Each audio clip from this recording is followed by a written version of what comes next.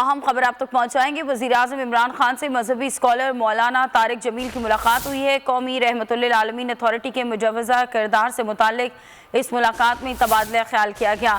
بحیثیت قوم صرف نبی صلی اللہ علیہ وسلم کی تعلیمات پر عمل پیرا ہو کر ترقی کر سکتے ہیں۔ وزیراعظم نے کہا طارق جمیل نے نوجوانوں کی کردار سازی سے متعلق وزیراعظم کی کاوشوں کو سراہا ہے۔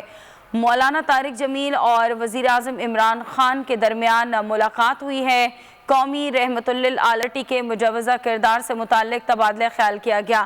شہباز احمد اس بارے میں مزید آگاہ کریں گے۔ جی شہباز بتائیے گا۔ جی دیکھیے، وزیراعظم عمران خان سے معروف مذہبی اسکالر اور عالم دین مولانا طارق جمیل نے وزیراعظم ہاؤس سے ملاقات کی ہے، اور اس ملاقات میں وزیراعظم نے اس بات کا اعادہ کیا کہ ہم بحیثیت قوم حضرت محمد صلی اللہ علیہ وسلم کی تعلیمات پر عمل پیرا ہو کر ہی ترقی کر سکتے ہیں۔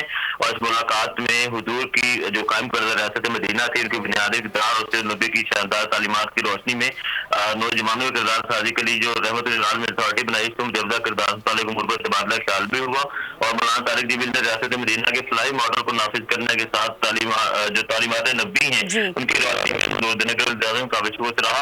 اس کے علاوہ اس ملاقات میں اہم مذہبی امور اور ریاست مدینہ سے متعلق امور جو ہیں وہ بھی زیر بحث ہیں۔ ٹھیک ہے، بہت شکریہ آگاہ کرنے کے لیے۔ سبسکرائب کریں اور بیل دبائیں تاکہ کوئی خبر رہ نہ جائے۔